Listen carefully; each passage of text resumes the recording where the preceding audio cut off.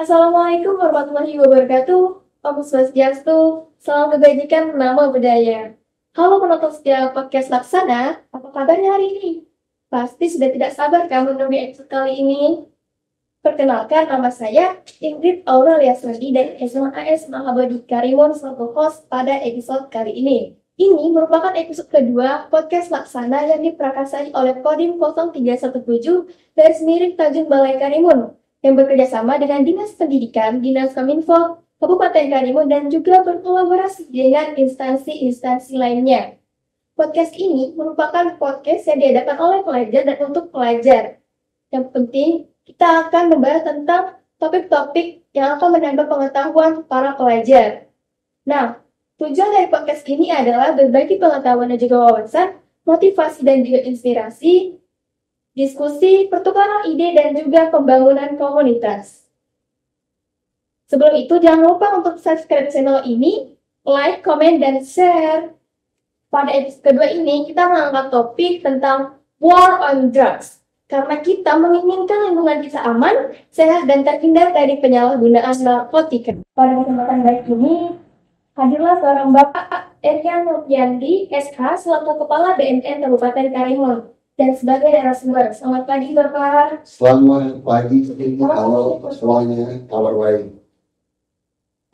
Menurut Bapak, bagaimana nih Pak kegiatan podcast oleh pelajar dan untuk pelajar ini, Pak? Pertama-tama, saya mau mengapresiasi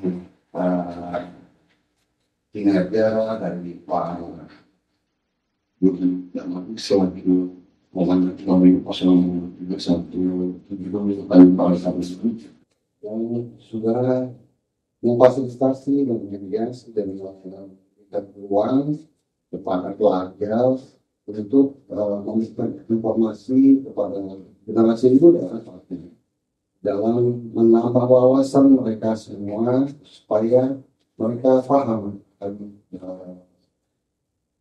permasalahan dan segala sesuatu yang ada di Kalimantan. Dan juga untuk podcast Laksana ini keren dan saya harap ke depan akan lebih keren lagi. Nah, menurut Bapak nih Pak, apa sih narkoba itu? Jadi begini, narkoba itu di kepolisian itu bahasanya adalah narkoba. Nah, kalau di Kementerian Kesehatan, Kementerian Sosial, itu namanya NAPSA. Nah, kalau di dalam undang-undang sendiri itu disebutkan namanya itu adalah narkotika. Yang kurang lebihnya 3 hal itu sama. Jadi apabila digunakan akan narkotika itu kalau digunakan itu akan mempengaruhi tingkat kesadaran dan juga akan terjadinya pelemahan akan sumber daya manusia yang menggunakan narkotika itu sendiri. Nah, penting untuk saya sampaikan bahwa narkotika itu di satu sisi dia diperlukan untuk kepentingan medis. Untuk kepentingan medis dan ilmu pengetahuan atau penelitian. Tapi di satu sisi yang lain, narkotika apabila salah digunakan, apalagi diedarkan, nah ini yang akan melawan atau melanggar hukum negara.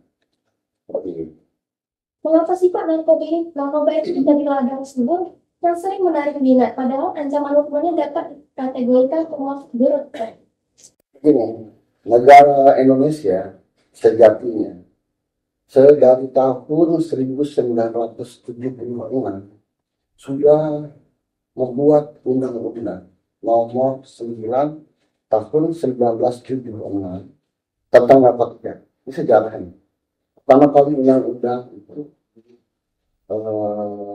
buat di Republik ini. Nah, pada saat itu setelah terbit undang-undang nomor 9 tahun 1976, Presiden memerintahkan kepada Kalbatin, kalau sekarang namanya BIN, pada intelijen negara, untuk melaksanakan 6 hal. Dan di situ salah satunya adalah penanggulangan bahaya narkoba. Tapi selain itu adalah pengawasan orang asing, pemberantasan uang palsu, tindakan subversi.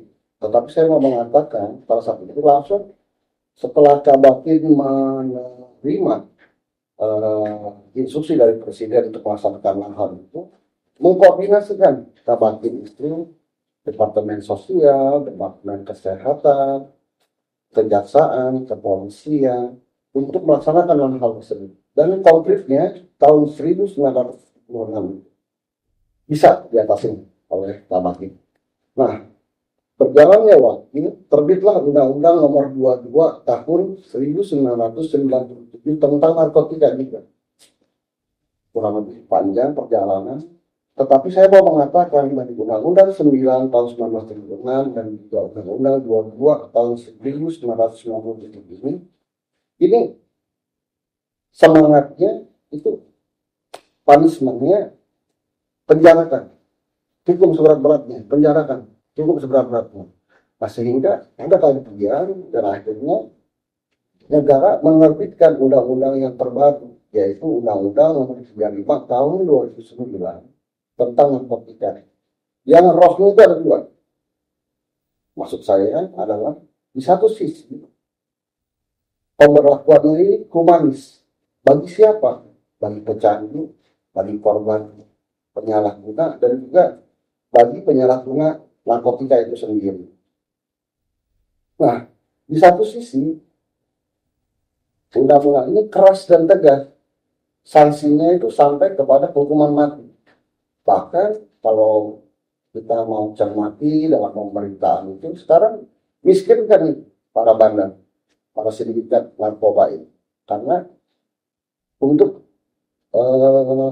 mengantisipasi jangan sampai pada saat dia menjalani hukuman di lapas masih bisa mengendalikan karena uangnya masih banyak. Jadi harus dimiskinkan dulu. Dan harus dimiskinkan juga dia. Sehingga mereka akan tidak berdaya, sehingga peredaran gelap narkoba di Republik Indonesia ini akan menurun seperti ini. Oh, gitu ya, Pak. Iya.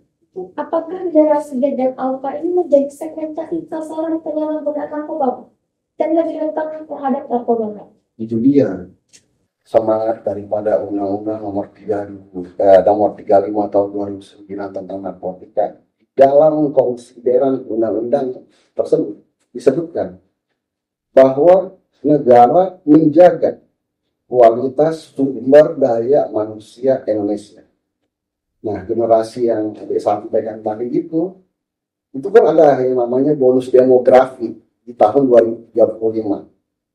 Di mana pada tahun 2035 nanti adalah setiap warga negara kita ini adalah mereka-mereka yang ada pada usia-usia produktif.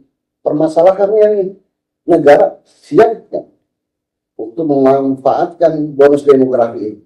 Korea Selatan mereka mampu melakukan, Cina mampu melakukannya, Jepang mampu melakukannya, Indonesia punya tantangan.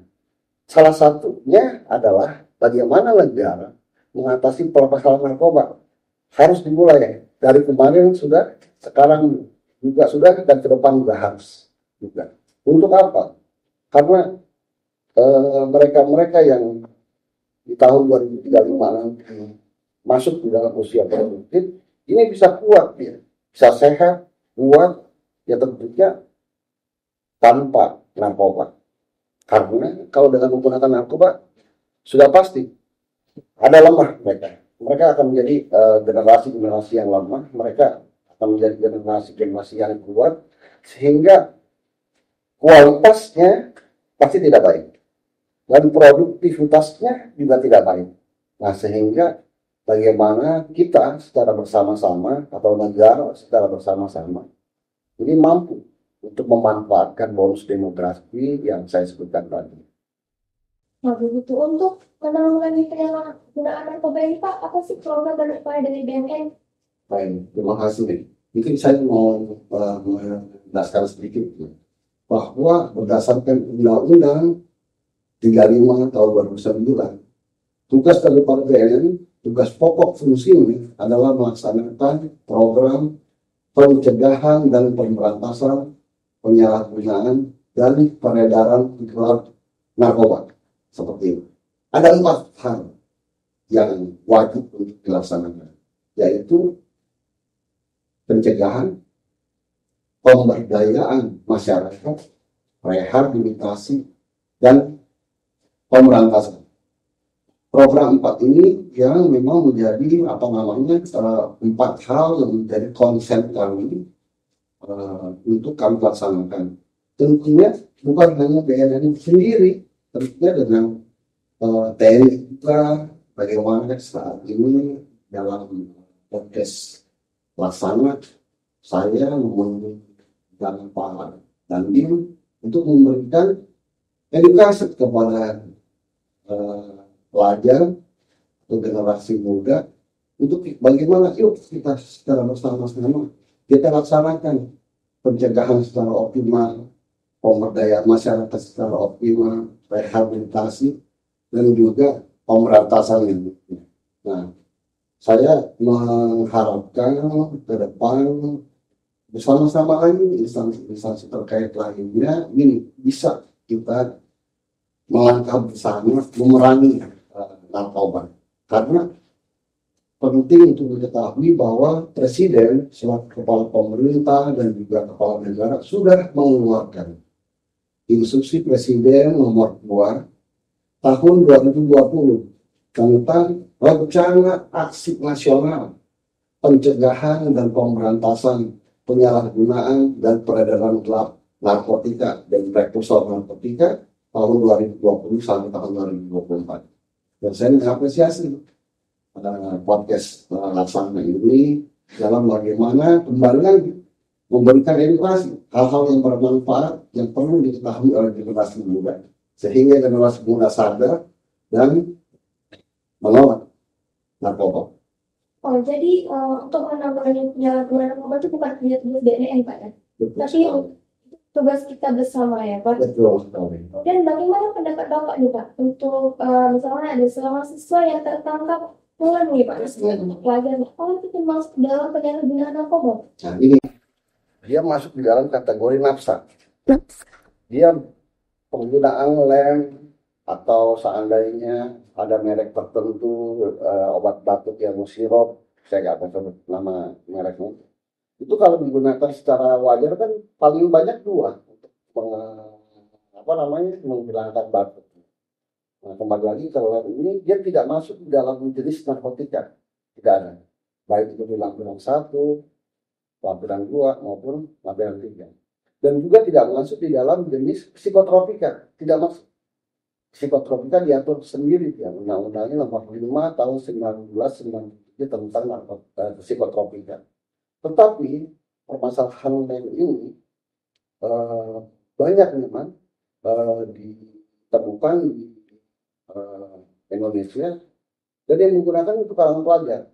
Nah, dia tidak masuk di dalam kategori atau jenis narkotika, tetapi dia masuk di dalam jenis zat adiktif atau kita bisa sebut namanya inhalant.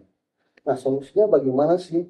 Nah, kami BNN beberapa bulan kemarin di akhir tahun, kurang lebih Oktober 2022 sampai dengan beberapa bulan kemarin kami turun ke lapangan. Ada di daerah Selatan Barat, di belakang toko buku Salemba, kita turun ke sana.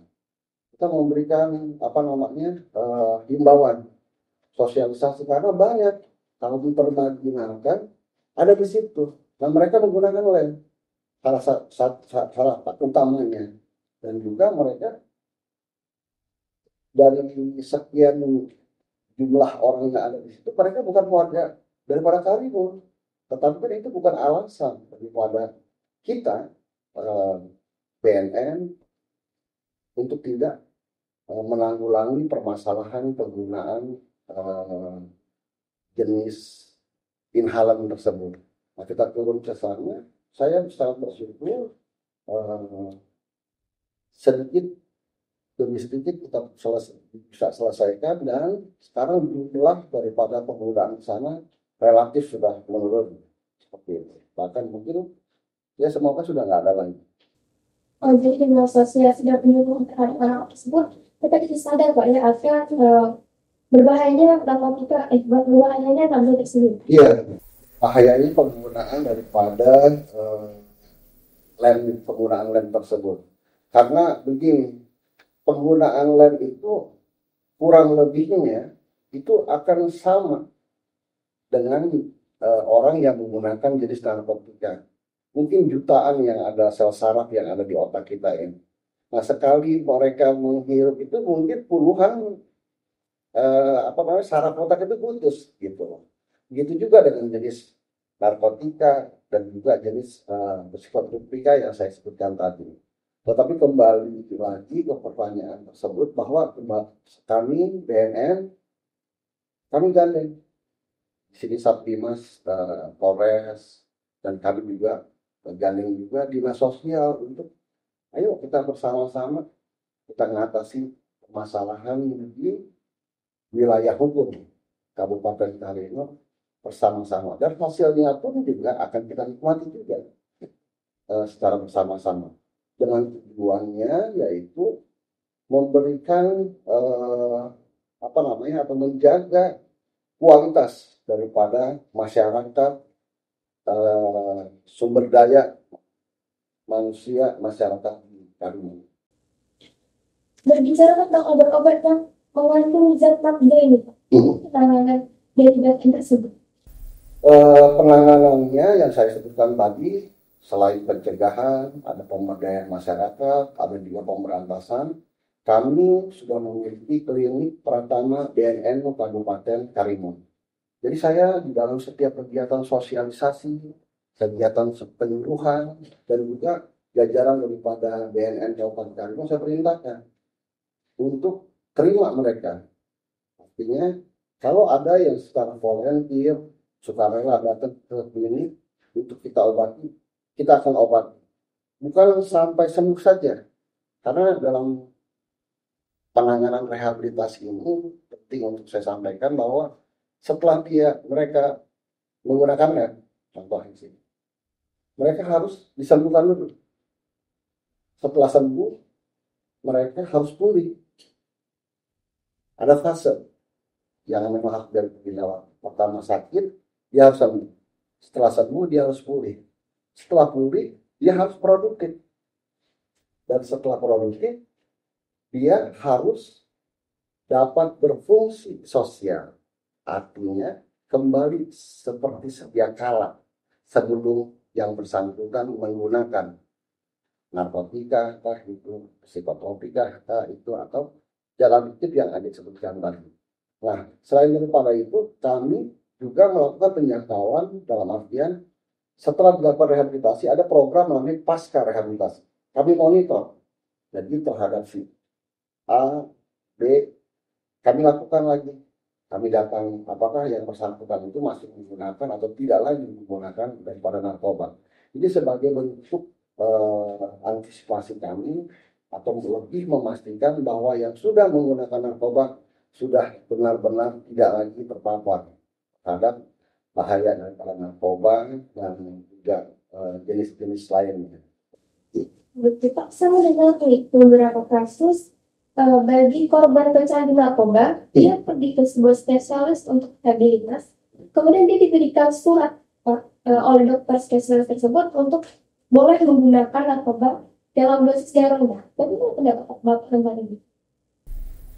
Begini, dalam pengertian yang adik sebutkan itu, kalau dia masuk di dalam jenis narkotika, dia jenis apa? Kan seperti itu. Kalau yang saya ketahui, sepanjang saya ketahui, dokter itu di dalam memberikan suatu resep, kalau masuk dalam kategori jenisnya narkotika, tahu saya tidak ada. Artinya yang diberikan itu obat yang ada kandungannya jenis psikotropika, bukan narkotika. Kalau ada seseorang dia menggunakan sabu untuk kepentingan kesehatan, diberikan oleh dokter katanya, dia akhirnya pakai sabu. Sabu nggak ada, diberikan oleh seorang dokter atau seorang psikiater gitu. Dan juga putal tidak ada. lalu juga ekstasi, oh nggak ada itu. Begitu juga dengan ganja, dokter resepkan supaya nggak ada itu. Nah, jadi eh, yang diberikan oleh dokter biasanya jenis-jenis tertentu untuk obat-obat yang kurang lebihnya jenis antidepresan atau obat-obat keras atau obat daftar G istilahnya dari BPOM seperti itu. Jadi kalau ada orang menggunakan narkoba dengan alasan maksud saya menggunakan sabu dengan alasan saya sudah dapat resep dokter, itu tidak ada, Buat tidak ada seperti itu. oh, selanjutnya kita sama-sama tahu Pak bahwa Karimun merupakan wilayah yang berbatasan dengan Malaysia, Singapura, dan kondisi geografis Karimun didominasi perairan laut Pak, serta pulau-pulau yang dapat dijadikan peluang bagi peredaran narkoba. Bagaimana nih Pak langkah dan strategi BNN untuk melakukan penegakan hukum dihadapkan pada kondisi tersebut? Baik, terima kasih ya. Saya pun juga menyadari hal tersebut karena Kabupaten Karimun ini letak geografisnya ini Sangat strategis ya Pak ya. strategis penyelundupan narkoba. Bukan hanya berbatasan dengan negara daripada Singapura atau Malaysia, tetapi dari pulau-pulau lain lintas provinsi. Nah, bagaimana untuk mengatasinya ini? Kalau berdasarkan ketentuan peraturan yang ada, Presiden sudah memberi instruksi kepada Panglima TNI, kepada Kapolri, kepada para menteri kabinet saat ini, dan juga BNN, termasuk juga kepada gubernur dan bupati atau wali kota seluruh Indonesia untuk melaksanakan yang namanya rencana aksi nasional pencegahan dan pemberantasan penyalahgunaan dan peredaran gelap narkotika dan prekursor narkotika yang saya tadi sudah sebutkan. Jadi tinggal bagaimana masing-masing institusi yang saya sebutkan tadi saling berkoordinasi, saling membuat suatu rencana aksi. Kegiatan podcast ini pun juga sebagai rencana aksi sejatinya. Untuk apa sih? Untuk melaksanakan pencegahan secara dini kepada para pelajar yang ada di Kabupaten Karimun ini. Seperti itu. Dan juga mungkin nanti para siswa-siswi, kami kan ada program namanya. Ke depan kami inginkan ada namanya sekolah bersinar. Apa itu? Yaitu sekolah bersih narkoba. Nah, saya berharap nanti seluruh sekolah, baik itu di tingkat sekolah dasar, sekolah menengah pertama maupun sekolah menengah atas di Kabupaten Karimun ini sudah bisa menjadi sekolah bersinar. Artinya setiap sekolah yang ada di kabupaten ini adalah sekolah yang bersih narkoba. Sehingga dengan demikian adalah merupakan suatu jaminan untuk menjaga ketahanan daripada mereka-mereka siswa-siswi atau pelajar di Kabupaten Karimun ini tidak terpapar narkoba.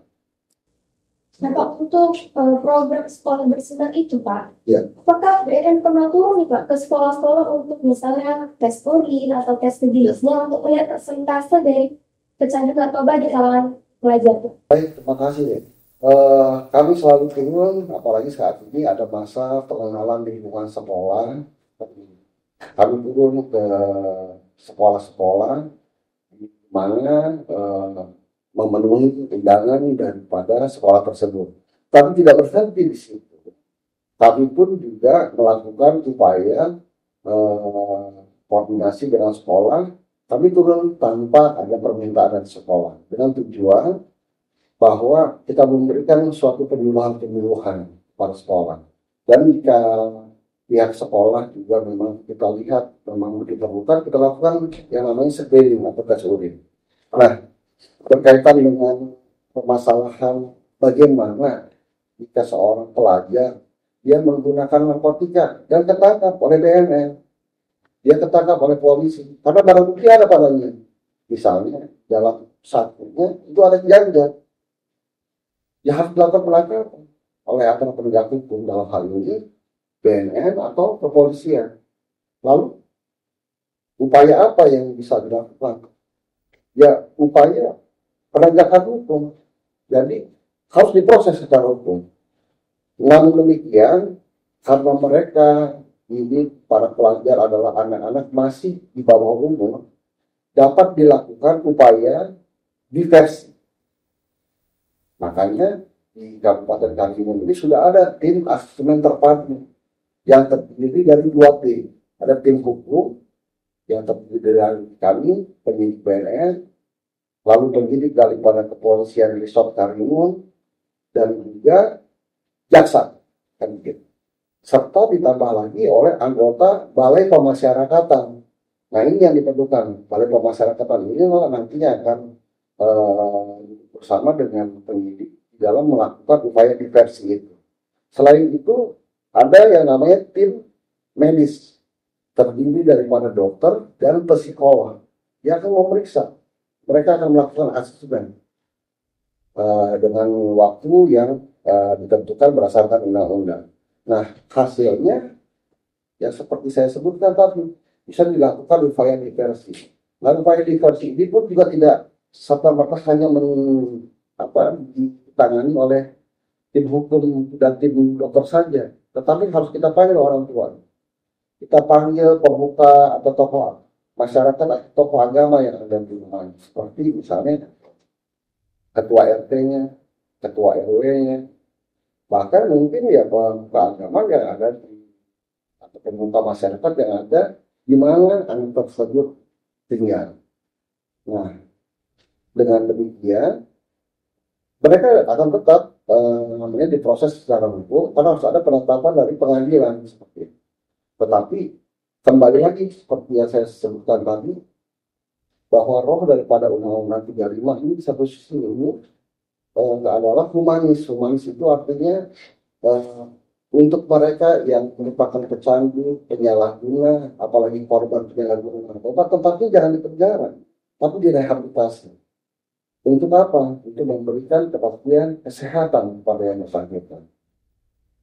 Makanya tahun 2014 itu ada yang namanya tahun penyelamatan pengguna narkoba. Tahun 2015 itu ada namanya program rehabilitasi 100.000 penyalahguna narkoba.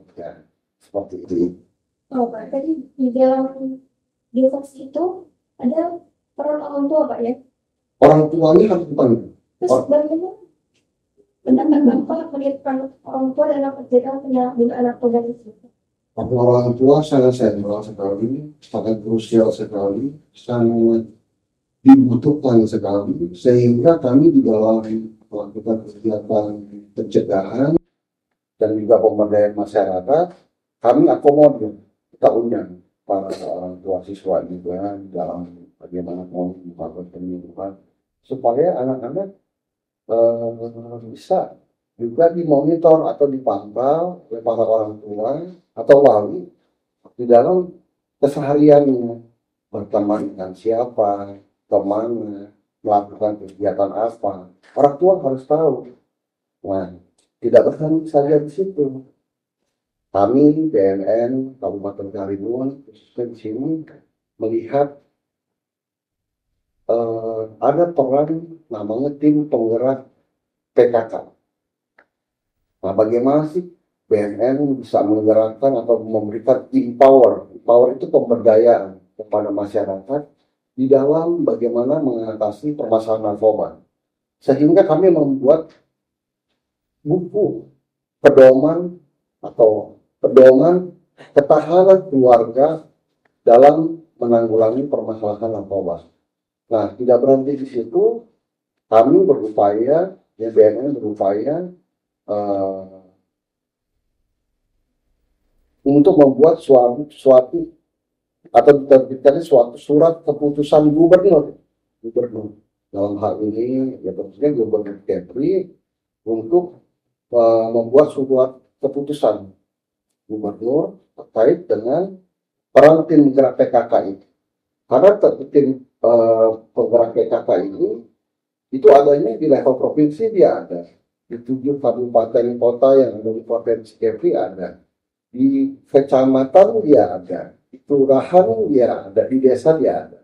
Nah, sampai nanti bagaimana tim penggerak PKK ini bukan hanya di Karimun saja, di Kabupaten Bintan, di Kota Batang, itu sudah ada surat keputusan yang intinya bagaimana tim penggerak PKK dapat ikut serta menanggulangi bahaya narkoba dalam hal ini yaitu ketahanan keluarganya seperti itu. Untuk pelajar yang mencari narkoba ini, Pak, bisakah Bapak memberikan pesan pada para pelajar untuk mencegah penyalahgunaan narkoba? Saya berpesan kepada generasi muda yang ada di Kabupaten Karimun, jangan menggunakan narkoba. Sekali mencoba, hidup nanti akan merana selama ini. Dan terutama cita-citamu mesti dilanjutkan. Karena kalaupun jatuh, kalian akan jadi di antara para militan.